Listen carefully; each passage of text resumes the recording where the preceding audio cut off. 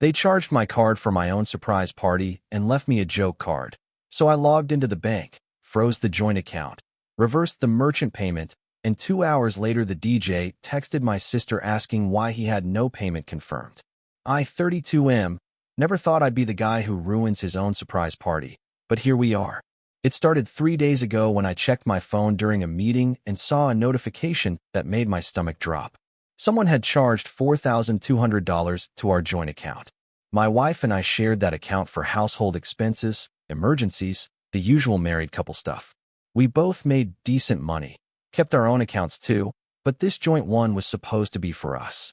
Together. The charge was from some event planning company I'd never heard of. My first thought was fraud. My second thought, the one that made me feel sick, was that maybe it wasn't fraud at all. I called my wife during lunch. She picked up on the fourth ring, and I could hear voices in the background, like she was at a restaurant or something. I asked her if she knew anything about a charge from Premier Events Plus. There was this pause, just long enough to confirm what I already suspected. She told me not to worry about it, that it was taken care of, that I should focus on my work. When I pressed harder, asking why someone would charge over $4,000 without discussing it first, she got defensive. She said I was being controlling, that I always did this, that I couldn't just trust her for once. The thing is, I did trust her. Past tense. I let it go that day because what else was I going to do? Start a fight over the phone about money when I didn't have all the facts? But it ate at me. That night, she came home late, around 9, and said she'd been helping her sister with something. My sister-in-law lived 20 minutes away, and they were close, so that wasn't unusual. But when I mentioned the charge again, my wife got irritated. She told me to stop obsessing over every little thing, that she'd explain later, and then she went upstairs to take a shower. I sat on the couch with my laptop and logged into our joint account. The transaction details showed it was for event planning services, DJ, catering, and venue rental. My birthday was coming up in 2 weeks. I'm not an idiot. I could put 2 and 2 together. They were planning a surprise party for me. With my money. For $1,000 of my money. The next morning, I went to work and tried to act normal, but I couldn't stop thinking about it. It wasn't just the money, though that was a big part of it. It was the principle. Who plans a surprise party for someone and makes them pay for it without asking? Who thinks that's okay? I texted my sister during my morning coffee break, just a casual check-in, asking what she was up to. She replied quickly, too quickly, saying she was busy planning something fun and that I should keep my calendar clear for the weekend after next. So my sister was in on it too. Of course she was. My wife and my sister got along great, which was usually a good thing, but apparently not when they were conspiring to drain my bank account. I spent that whole day going back and forth in my head. Part of me wanted to just let it happen, show up to the party, act surprised, and deal with it later. But the other part, the part that was getting louder by the hour, was angry. Really angry. This wasn't some small thing. This was $4,000. That was half of what we'd saved for our vacation next year. That was money we'd talked about using to finally replace the dying air conditioner before summer. When I got home that evening, there was a card on the kitchen counter. One of those cheap joke cards you buy at a gas station. On the front, it said, "You're getting old," with some cartoon character. Inside, someone had written, "I owe you one epic party," in handwriting I didn't recognize. Probably my sister's. There was no mention of the money. No acknowledgement that they'd just spent thousands of dollars without asking me. Just a joke card and a promise of something epic. I stood there holding that card, and something inside me snapped. I went upstairs to my office and logged into our joint account again. I'd done it before for normal stuff, paying bills, checking balances, but this time I was looking for something specific. Our bank had this feature where you could freeze the account temporarily if you suspected fraud or unauthorized charges. It was meant for emergencies, but as far as I was concerned, this qualified. I clicked through the options, confirmed my identity with a text code, and froze the account. Just like that. The system said it would take effect immediately and that any pending transactions would be held until the freeze was lifted. Then I found the transaction from Premier Events Plus and filed a dispute. The bank's website made it easy.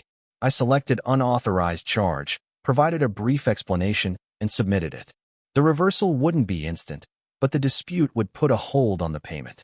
The merchant would get notified that the charge was being contested, and depending on how their system worked, they might not have received the full payment yet. The bank would investigate, but that would take days, maybe weeks. By then, the party would have already happened or not happened. I closed my laptop and went back downstairs. My wife was in the living room watching some reality show, scrolling through her phone. I sat down next to her and asked what she wanted for dinner. She suggested we order pizza. We ordered pizza. We ate pizza. We watched TV. I didn't say a word about what I'd just done. The next day was Friday.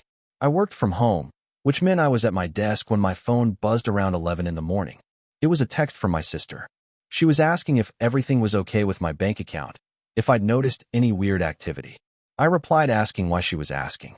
She said no reason, just checking, and then sent another text 5 minutes later saying she'd heard sometimes banks flag large purchases and wanted to make sure I wasn't having any issues. I told her everything was fine and left it at that. Around 2 in the afternoon, my wife called. She sounded stressed. She asked if I'd done something to our joint account, if I'd frozen it or reported something. I asked why she thought that. She said the event planner had called her saying there was an issue with the payment, that it was being disputed, and they needed it resolved immediately, or they'd have to cancel everything. I told her I'd look into it. I said maybe the bank flagged it as fraud since it was such a large charge. I suggested she call the bank herself to sort it out. She said she would and hung up. She didn't call back. That evening, my sister texted me again. This time she was more direct. She asked if I knew anything about a payment reversal for my birthday party. I replied asking what birthday party. She sent back 3 angry face emojis and told me to stop playing games. She said the DJ had texted her 2 hours ago saying he hadn't received payment confirmation and was threatening to cancel unless they sorted it out by end of business today. I didn't respond. My wife came home around 7. She looked exhausted. She dropped her bag by the door and walked straight to the kitchen, poured herself a glass of wine, and drank half of it before saying anything. Then she turned to me and asked if I'd frozen the account and reversed the charge. I told her I had. She stared at me like I'd just told her I'd burned down the house. She asked why I would do that. I asked why she would charge $4,000 to our joint account without asking me. She said it was for my birthday, that it was supposed to be a surprise, that everyone was pitching in and helping, and that I'd ruined everything. I asked who was pitching in. She didn't answer. I asked again. She finally admitted that nobody else had paid yet, that the plan was for everyone to chip in after the party, that she'd just fronted the money to secure everything. So she'd fronted my money to secure my own party and expected other people to maybe reimburse us later. I asked if she'd even planned to tell me before the party that she'd spent that much. She said of course she would have, eventually, that it wasn't a big deal because it was for me. I told her it was a big deal because she didn't ask. She said I was being selfish and ungrateful, that she was trying to do something nice, and I was throwing it back in her face. We didn't talk for the rest of the night. Update 1. The weekend was tense. My wife barely spoke to me, and when she did, it was short, clipped responses. My sister called on Saturday morning and left a voicemail saying I was acting like a child and that I needed to grow up and fix this. I didn't call back. On Sunday, my wife sat me down and tried to have a calm conversation. She said she understood why I was upset, that she should have discussed it with me first, but that I'd overreacted by freezing the account and reversing the payment. She said I'd embarrassed her in front of her friends and family, that now everyone knew we were having problems, and that the party was canceled because they couldn't rebook everything on such short notice. I asked if anyone had offered to help pay for any of it yet. She said a few people had, but not the full amount. I asked how much. She said maybe $800 total. So out of $4,000, other people were willing to contribute $800, and she expected me to be okay with covering the other $3,200 for my own party. I told her I wasn't unreasonable. I said if she wanted to plan something, I was happy to discuss it, to set a budget together, to make it work. But I wasn't going to fund my own surprise party with money from our joint account that we'd agreed was for household expenses.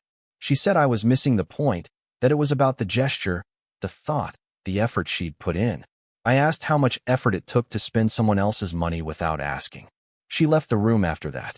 Update 2. By Monday, word had spread. I started getting texts from family members. My mom called asking what was going on, saying my sister had told her I'd sabotaged my own birthday party. My mom has always been the peacekeeper, so she tried to be diplomatic, but I could tell she thought I'd overreacted too. I explained the situation to her, the whole thing, including the part where my wife spent $4,000 without asking and left me a joke card as an IOU. My mom went quiet for a moment, then said she understood my frustration, but that maybe I should have handled it differently. I asked how I should have handled it. She said I could have talked to my wife first before freezing everything. I told her I tried talking to my wife the first day and got shut down. My mom didn't have much to say after that. My wife's best friend called me Tuesday morning. I didn't even know she had my number. She told me I was being unreasonable and that my wife was devastated. She said my wife had been planning this for weeks, that it was supposed to be special, and that I'd humiliated her. I asked if my wife had mentioned the part where she spent my money without asking.